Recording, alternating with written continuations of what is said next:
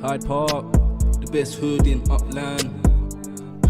Hyde Park, Got it locked from the bread to Vanessa Ave. Hyde Park, So come round here with respect, or you might get a shuriken to your neck, or a roundhouse kick to the face. The ninjas don't play. Stacking the upex from all the treasure we're hunting. Dragons keep the properties coming. Newcomers get help and they love it. Giveaways all the time and we love it. UFC and NFL where we rumble. Race track in the hood got constructed. Hyde Park is stunning. If you don't agree, then you can go. The best hood in Upland. Yeah, Hyde Park, got it locked from the bread to Vanessa Ave. Hyde Park, So come round here with respect, or you might get a shuriken to your neck, or a roundhouse kick to the face. The ninjas don't play.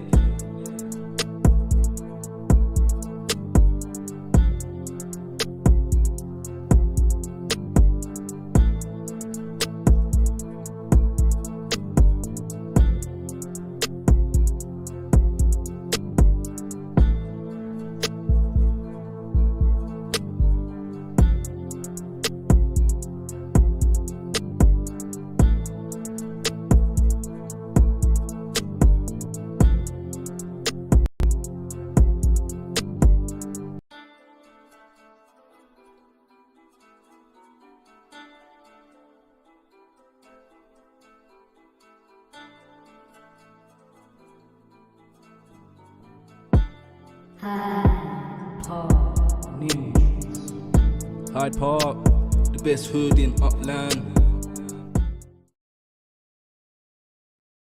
Hey, good morning, everyone. How's everyone doing out there? And Kale, how's our audio?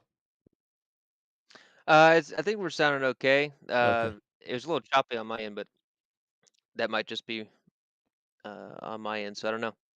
All right. Let us know in the chat if the audio sounds okay. Caesar, good morning. How are you? Good to see you.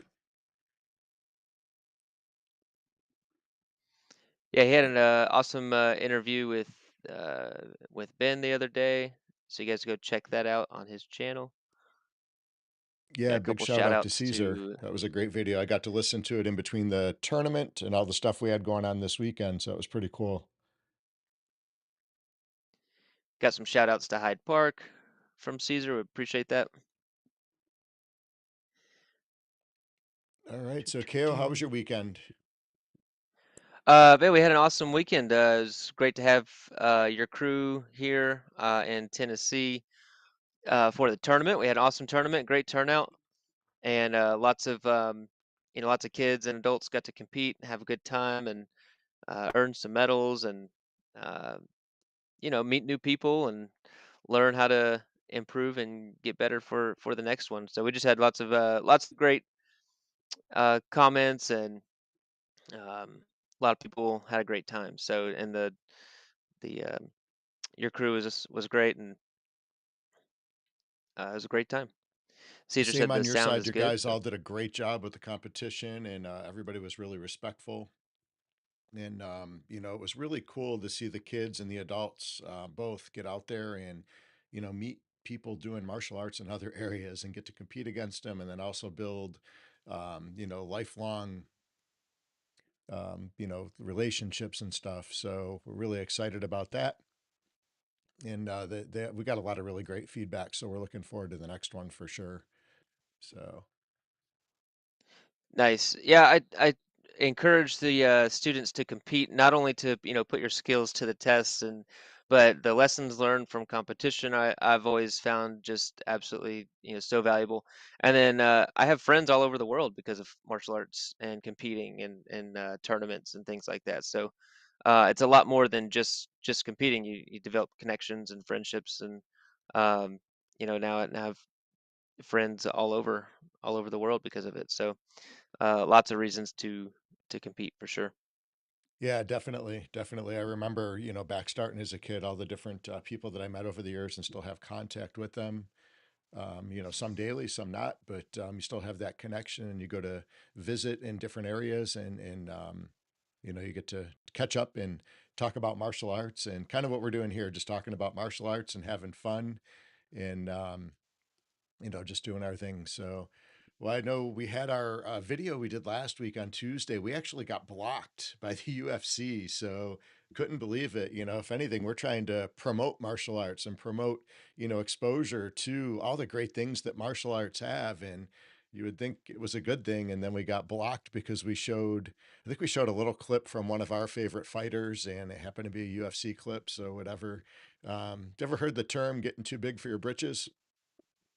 Came to mind when I saw that blocked email come through, and I was really disappointed. And I guess that's the way the UFC is kind of steering, and that's why there's a lot of people leaving it too and going to other federations, I guess. So in talks with different fighters, I've seen a lot more of that, people kind of vacating and going other places. And um, I think Jake Paul is starting to bring a lot of awareness to that. So, this past fight I think that he had with Nate Diaz, I believe that was Diaz's biggest purse ever. Maybe topped all of his purses of all of his UFC fights combined. So that's a pretty big statement there. Pretty big statement. So is the UFC getting too big for its britches? I mean, heck, the fights are costing what, $100 a fight now? I know so many people Shoot. that used to order the fights avidly, and man, now they don't even order them. They catch up with, the stats the next day, and which is it's a bummer because I know we do the UFC pick'ems and we really try to promote fighting and all different aspects of martial arts. So it's sad to see that. Yeah, just some copyright infringement. You know, it's it's frustrating, for sure, but just something to watch out for. But yeah, and we're trying to promote the fights and stuff like that too, so it definitely is, frustrating. The ESPN, you have to have ESPN Plus, which we pay for the year, and on top of that, you have to pay for the fights. And then, so I've actually been watching a YouTube channel where it doesn't show the fights, but he commentates the fights. Yep. So, uh, you know, it's not as good, but you can still kind of get the gist of what's going on. He actually does a really good job of it, of commentating the fight. So I've definitely, I can't fork out $90 every 2 weeks or 3 weeks for the fights. I like the free ones. I'll watch the free ones. Um, or if you pitch in, get some buddies together, everybody pitches in 10 or $20, then that's a little better deal. But yeah, $90 for a fight on top of ESPN Plus, it's that is a lot of moolah. Yeah, I had an interesting conversation that came up. We were actually talking about football, but it stemmed into UFC specifically and MMA fighting. And the gentleman I was talking to, he actually used to run a place down in Florida somewhere, and they used to host the fights and stuff. And the amount that the establishments get charged, I think he said the one event that they did that they had, people come in and watch, and it was like 8 grand for the Oh restaurant to yeah, host that. I mean, that's a big chunk of change. yep. Um, it's really silly in my opinion, but it is what it is. So, but I still love martial arts and fighting, and we're going to do our thing. And, that stems another conversation too. I know with all the stuff going on within blockchain and the metaverse, how long is it going to be before, MMA steps into the metaverse and you can stream from there eventually? And, maybe some of the fighters will get a little bit more of what's coming, to them financially for all the hard work. And, they put their bodies on the line every day. They train every day when they're not fighting, and, maybe a little bit more get kicked back, to the martial artists. So that's something I would really like to see, because I've known a lot of people that have done fighting at all different levels, and personally the wear and tear that our bodies go through when you're preparing for fights and stuff like that. So be great to see the fighters get a little bit more back to them. Just my So opinion. there's a no, there's an NFT project. It has to do with music, but it kind of stems the conversation to martial arts. We're getting a little off topic, but that's okay. Is so it's called. I'll just do a little shout out to Opulus, and it's kind of a speculative pick for me. But it's what they're doing is they're getting artists and then musical artists, and then you buy NFTs that are connected to their songs, and you actually get a share of their revenue. And then the musical artists, they also benefit from it as well. Um, and so maybe there's something in the future where like if you support certain fighter, you buy their NFTs, and then, maybe you get rewards. Um, may, it, it's got to be a win-win. So finding out how do the fighters benefit from that and get more kickback, maybe from the sale of the NFTs or something like that. But then the owner gets a kickback, um, for if their fighter does well or moves up in the rankings, or um, just some there's some creative ideas and stuff I think coming in the future. I think people are going to find ways to uh, use you know NFTs have gotten a bad rap. I think that the formula will be found for how NFTs should be used and utilized and used for you know um, kickbacks and shoot, I can't think of the word right now, but earning your dividends and Almost like a bringing a lot of revenue use share. cases, revenue share. There we go, and bringing proper use case to NFTs that are actually beneficial and um, you know make it worth having. So I think that formula is coming, and I haven't really thought about that till just now and how to incorporate that with fighting and fighters. So maybe um, that's an interesting thing to think about. Yeah, it definitely is. And I think, NFTs, like you said, they've gotten such a bad rap. And I know you've dabbled in some different projects, and there's just not a lot of use case. There's a lot of kind of fluff and garbage out there. And NFTs are not going anywhere. And I know everybody is so afraid to talk about them now because of the bad name that they've got. But I think once they are done right, once that formula is produced, it's going to make a big difference. And just getting the use case and just bringing a little bit of value to it. That's the hardest part. So, and a lot of people, there's a lot of people out there that are, putting projects out, and they know damn well they're not going anywhere, but they're still promoting the heck out of it. And, people are spending, hundreds, tens, hundreds, thousands, 10,000 on different NFTs, depending on what you're looking at. And actually, a shout out to Snoop Dogg. Snoop Dogg is actually involved in a lot of projects, and I think he's on the right track. I think it's helped musicians to establish and be able to get what was coming to them for creating the music that they created, rather than all of these big giant record labels getting all the money. I know one of the things I heard recently, they brought up about Michael Jackson.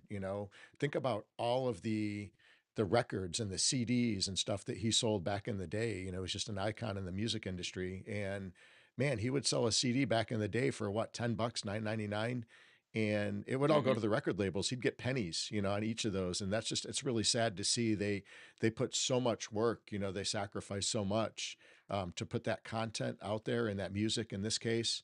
And it's, you see it in everything around, we see it. So hopefully we can get more of that. And who knows, maybe even into the film industry with actors, same type of deal. So I'm sure it's coming. It's just a matter of, someone stepping up and making it work the right way. Well, So yeah, these NFTs are gonna work forever, So, well, I mean, if they're done right, but um, so you know, these projects could, I know Michael Jackson's music is still, moving on or living on, but man, if there was NFTs connected to this, revenue share, then they would still be generating income and generating that revenue share even after he's passed. Um, which I know there's still there his family's still generating revenue from him. I know that, but it could also be done through the use of NFTs as well. yeah, for sure, for sure. And that'll be all Yeah. on the blockchain too, right? Hmm. So, all right. I know Yeah. we got off topic just a little bit there, but um, Let's jump into some UFC threw martial artists. cornflakes into my coffee this morning. So, Yeah, we're gonna pre-record that other video and get that back up there in case anybody wants to see that. So we're gonna jump into the middle of that list today, um, and then we'll post the other video here shortly, getting that first episode in. all right. So on the first episode, which we'll re-release, we talked about Jean-Claude Van Damme, Lyoto Machida, Ed Parker, George St. Pierre, and Anderson Silva. Um, So today we're jumping in a good one to start off the day with Jackie Chan. Jackie Chan. Man, So what's how your how many how many people have started martial arts from Jackie Chan? I mean, that number has got to be enormous. He's been in so many different movies, and I have a lot of respect for Jackie Chan. I believe, actually came up in Chinese theater, the way I understand it. And then he was into martial arts, obviously. And, within almost all of the movies, especially the earlier movies, I know he's getting a little bit older now, but he's done pretty much all of his stunts, a lot of the stuff, and he's suffered injuries and stuff, due to it. But, man, he's just been an icon within martial arts and, a lot of the older martial arts movies. And, he's brought so much awareness to martial arts. Love Jackie Chan. I'm looking at his movie list right now. It's incredible. Oh, it's crazy. Like Way back in there's the no way day. we could do like a 20-part series on all the movies that he's done. Um, and it goes back to his looks like his first film was in 1962, which is crazy. That's crazy. That's 10 years before I was born, and he was already doing movies. He- Yeah, at 1962, he was a child in there, but um, so yeah, that is great. And then like every year he's just pumping out movies. Um, let's see, I'm trying to find the list where um some of the movies that I would know. Some And he's Drunken had a Master. little, in a lot of the movies that he's done too, there's always been like a kind of a comedic twist to it too. There's a little bit of comedy in between and, some funny stuff. And it, the movies, most of the movies he was in were just done so, so good. And even the earlier movies, that maybe didn't have that quirkiness to them, they still had a lot of great martial arts, some old kung fu and different things. What's the first movie you think of when you think of Jackie Chan? Ooh, Snake Fists of a Buddhist Dragon, maybe? Mm, Is that one on the that's fun. list? It's got to Mine be on is the the list. oh, it's on here somewhere. There's literally so many I can't even read them all. I did find the first one I think of is Rush Hour, Yeah, that's definitely one of the most which popular. came out when I was a kid in 1997. Um, and so that's one that I think of right away. I think that's probably just one of the first ones that I saw as a kid, and um, I didn't realize he was in 1998 Mulan. I didn't realize that he was Oh, I didn't realize that neither. He was his in one called The Drunken Monkey too. That was a pretty funny one, and that was way back in the old days. And then I think they did a remake, more recently. yeah, and you got the tuxedo. I remember that one. Man, there's so many I haven't even heard of all Ooh. through the 2000s. Kung Fu Panda, he was in that one with voiceover. The Spy Next Door, Little Big Soldier, The Karate Kid, Hmm. 2010. Um, and most people probably know if you follow any, well, I mean, he's a celebrity as well, but he's a professional opera singer. Yeah, his parents, I believe, were both in opera and theater, Yeah, so like he's huge in the opera scene on top of and he's been doing it for all of so his. long. What is it, 60 years in that industry? That's crazy. And I feel like I just saw his name come up in something recent, like getting ready to come out too. Yeah, yeah, so cool. He's trained in karate, judo, taekwondo, and jeet kune do. He learned hapkido, eventually attained his black belt. Um, he trained martial arts and acrobatics. So Hmm. that makes a lot of sense because he does a lot of his own stunts, and um, his movies are very animated and active, and lots of great choreography. I remember that there was a, Eh, a movie called Rumble in the Bronx, I think was the name of it, that he was in. And he did this scene where he jumped through a shopping cart. It was crazy. Like, how Yeah, many people went out and tried that and got stuck in carts? yeah, yeah. That's hilarious. So I think he's definitely well deserved to be on this list. Oh, Um, 100%. He's done so much it, for martial arts. absolutely. You know, I never saw him compete or anything. I don't know much about if he's ever competed in martial arts or anything like that, but just as what he's done for martial arts and the popularity and eye attention that he's brought to it has been great.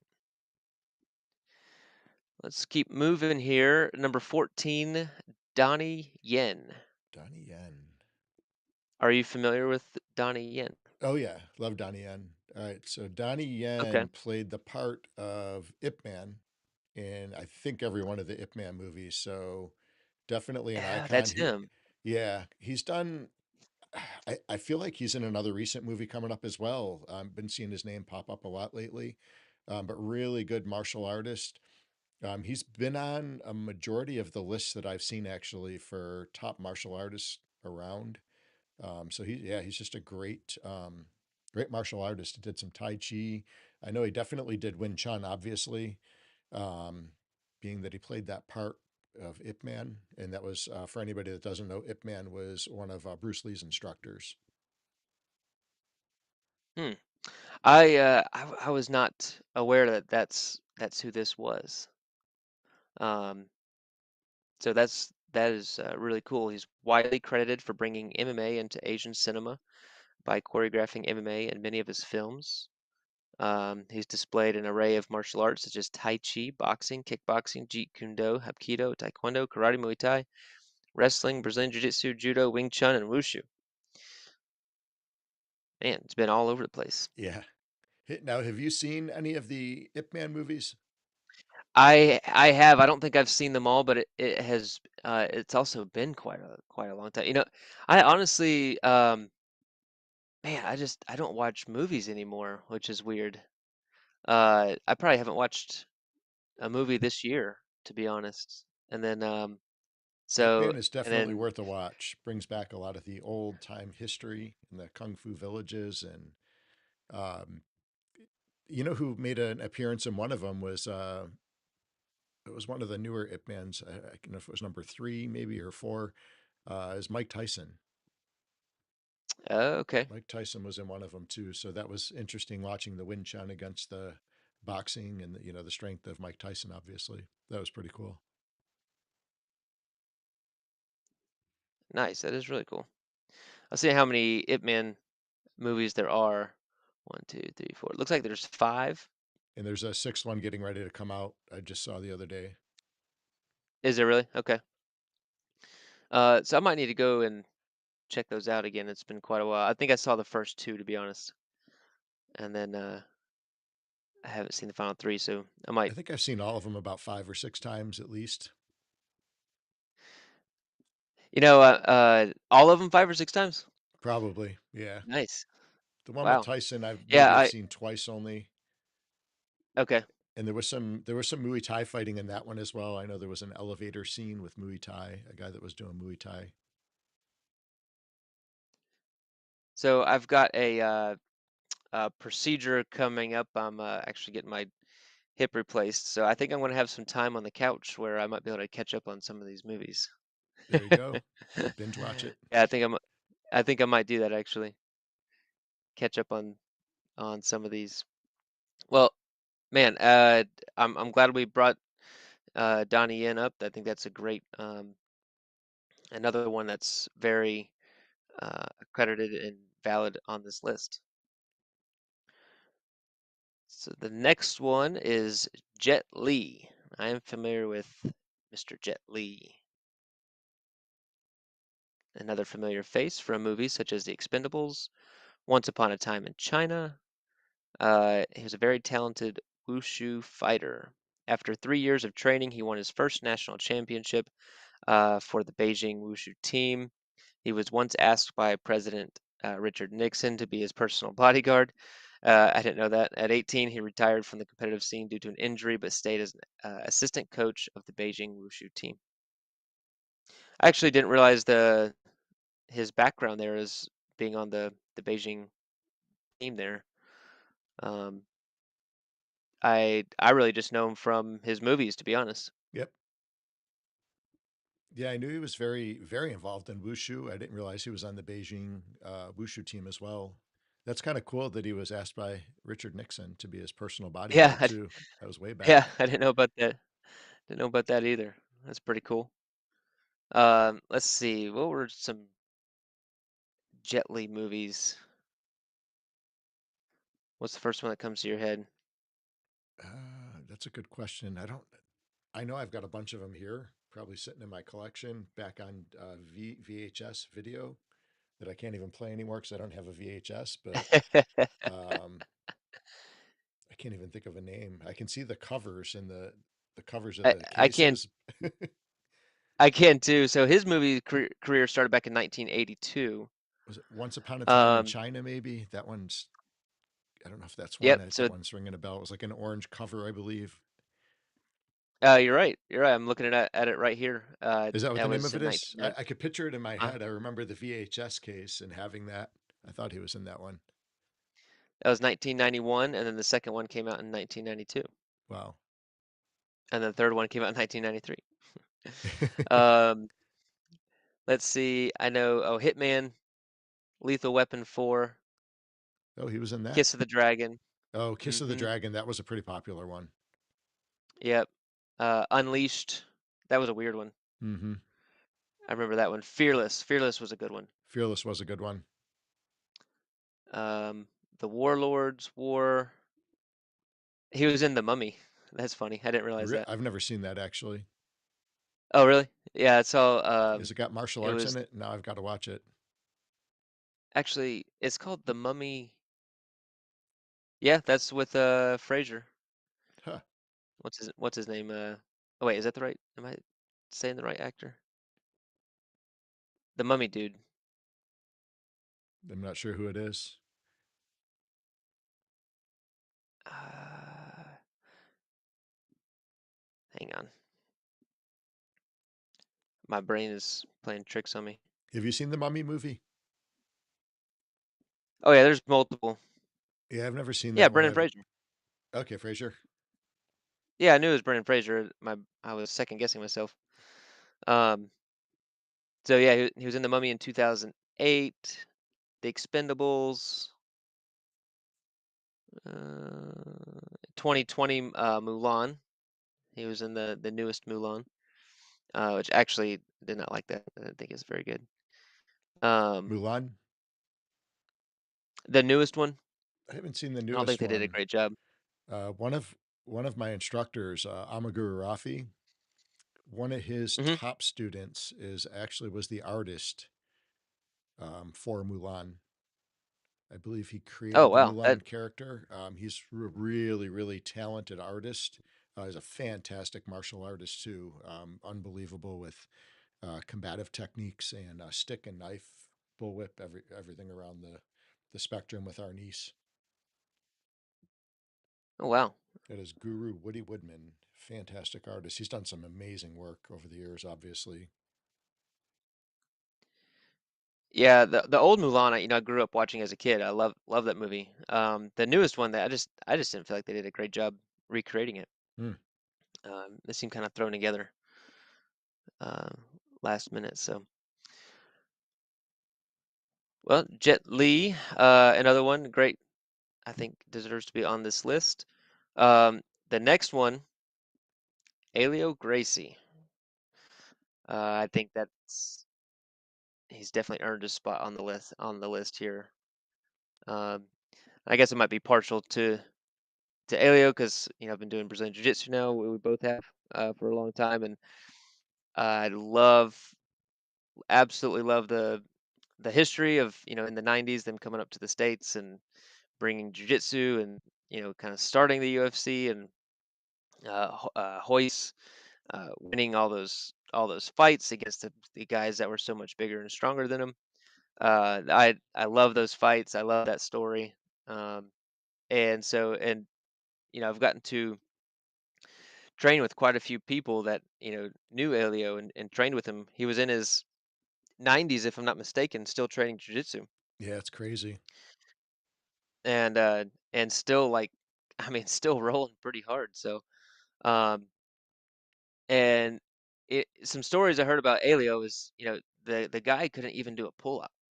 Yeah, it's Like amazing. wasn't just not strong at all, and became just incredible at jiu-jitsu using technique and leverage and timing, um, to beat his opponents. And he had that iconic, memorable fight with against Kimura. Come on, He yeah. actually lost that fight, but if I'm not mistaken, it was 2 or 3 hours long, and finally got caught with a Kimura, which is where the by Kimura. So that's where the name of that move comes from.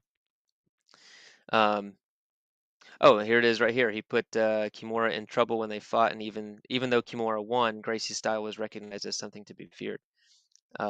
So yeah, that story right there is pretty legendary. Yeah, it's amazing too because you hear people talk about him, and he was, they say he was like a frail, weak person, and to be so good at Yep. jujitsu, and it proves the point of smaller, smaller, weaker competitor being able to fare well against someone that's a lot stronger. Yeah. Yeah. Absolutely. So, um, yeah, I love that story. I've actually got to go to Brazil and um, like see his grave and stuff like that. So that was a pretty pretty special trip. That was pretty cool. Um, Last one for today. Good list today. Some really great names. And the last one for today is the one and only Chuck Norris. Got any Chuck Norris jokes? I don't. I actually don't. There's a lot of Chuck Norris memes. I think he's the martial artist with the most memes, I'm for sure. And he's got the stretchy underpants or stretchy jeans or something like that that they used to market. I think it was stretchy jeans. Oh, they still sell them in the magazines. Do they really? Oh yeah, you can buy Chuck Norris stretchy jeans. Absolutely. Um, What's the first movie that and comes to mind when you see his name? it's not a movie. It's just the Walker Texas Ranger show. Yep, 100%. That's the first thing that comes to my head. And when I was a kid, actually, to be honest, I honestly don't think I've watched too many of his movies. I just grew up watching Walker Texas Ranger, and um, yeah. So Other than Texas Walker Ranger, I think I've only seen him in maybe one other movie, to be honest, and martial arts related, anyways. Was Enter the Dragon with Bruce Lee. okay, I have seen that one for sure. And I'd love to know the story behind that too, because I've heard a lot of different stories, and someone had said that Chuck Norris wanted to have the winning spot in that role. He wanted to be the winner of the match in the fight, and there's rumor that there was a match, a side match that took place to see who would win that in the movie, and I guess it's obvious who won based on the movie, but yeah, there seems to be a lot of stories. I know Bolo had spoke out on how many people that Bruce Lee had fought against and how good he really was kind of interesting take because he was around for all of it back in the day. He was in a lot of those movies. Yeah, his movies started back in 1968. He's got a great list of movies here, but definitely not Delta Force, I think, like was on a there. Was that a military type movie? Delta Force is on there. Top Dog. Never heard of that one. Um, he was in Dodgeball. I forgot about that. Was he really? Yeah. Actually, I forgot about that. That's so funny. Um, Hitman. Of course, Walker, Texas. Okay, here's his television. He was in Martial Law, Martial Law, I remember Walker, that one. Texas Ranger, Hawaii Five O. Yeah, Yeah, and then he was in some video games. He was really? in the 1983 Chuck Norris Super Kicks. Oh, Super Kicks. All right. Wasn't That there a is, movie called Super Kicks? um, let me see, in 1983. I don't see one, but there's Sidekicks. Oh, Sidekicks. That's the one I'm thinking of. And it was with the three kids in it, I believe. Now that's the Three Ninjas. That's a different. Different Oh, wait a movie, second. a mix and a matching. Hang on. I thought he was in that one too. I could be wrong. Well, there's one kid in this movie. Yeah, Rocky, Colton, Tum Tum. Okay. That was the Three Ninjas. Um, yeah, that's it. I love Chuck Norris. And he really, when the whole I don't even know when the jokes and memes started. I don't know why. But he really rolled with it nicely, and just kind of leaned into it. And I, you know, I always think of I always got some Chuck Norris jokes.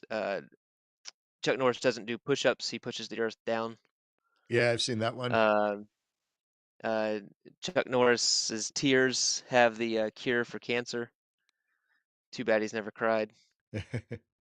That's good. There's just like there's so many jokes with Chuck Norris. But no, another one just again, I don't know how great his martial arts like competitive career was, but I would say his TV and movies is what really um, brought a lot of attention to martial arts. So definitely an iconic figure. He even formulated his own style of fighting as Chun Kook Do. Shun Cook Do. Have you ever Chun Kook Do? You ever heard of that? I have heard of it actually. I don't know a lot about it. I have a friend that's in Norway actually. Kenneth out in Norway did some. He does training with Chuck Norris under that federation. So along the way, he had an outstanding karate tournament career from 1964 until his retirement in 1974, becoming world champion in 1968 with an estimated record of 183, 10, and 2. That's crazy. Yeah, definitely is. I think he was most known for the reverse side kick, wasn't he? He had an incredible reverse side kick, I believe. I'm not sure, and that wouldn't surprise me though, especially with the karate background. Um, that was always I one of feel my like in favorite his kicks in movie sparring. Texas Ranger, he used to do a lot of reverse side kicks, maybe some spin outer crescent kicks, possibly. That's what I was gonna say. The crescent kicks. There's a scene in Walker Texas Ranger I'll never forget, but he punches through a windshield and punches the dude all the way through the windshield, which I mean, it's just funny. I don't think I could punch through a windshield. Have you ever Um, punched a window? but I've never punched a window. It No. hurts. Yeah, I so to punch through, a car window and then punch somebody on the other side and of course the dude went flying back and I'll never forget that scene. For some reason that one's stuck in my head. It's Yeah, pretty funny. windows are pretty strong. I remember getting locked out of my car and was desperate to get in and tried to break the window and tried to punch it. It didn't work out well for me. Yeah. I think I was about 19. Oh, that's funny. Well, some great names on the list today. I really enjoyed that. Yeah. Well, we'll be back at it Tuesday. We will have a replay of the past, the episode one that got blocked by the UFC. So we look forward to having that out over the next day or two. And I think that's going to wrap it up for the day. I know we got to get at it and get kicking here in South Carolina as well as you in Tennessee. So let's get out there and get kicking and have some fun. And we'll look forward to seeing everybody back on Tuesday. Yeah, and in the comments, I want to hear everybody's favorite Chuck Norris joke. Caesar left us with one. When Chuck Norris enters a room, he doesn't turn the lights on, he turns the dark off. That's pretty funny. So let us know your favorite Chuck Norris joke. If you're in Upland, I'll give away 5,000 epics to Oh, we'll put all the entries on a list. all right, we'll do a Um, little spin on wheel on next spin Tuesday. wheel, yeah. So Nice. yeah, next Tuesday, everyone that puts a Chuck Norris joke in the comments, if you're in Upland, we'll give away 5,000 epics to a lucky winner. Awesome. Well, there you have it. Easy way to win 5,000 UPIX. Buy yourself a prop. There you go. Awesome. Well, thank you everybody for joining us today, and we will see you next Tuesday. All right, later, guys.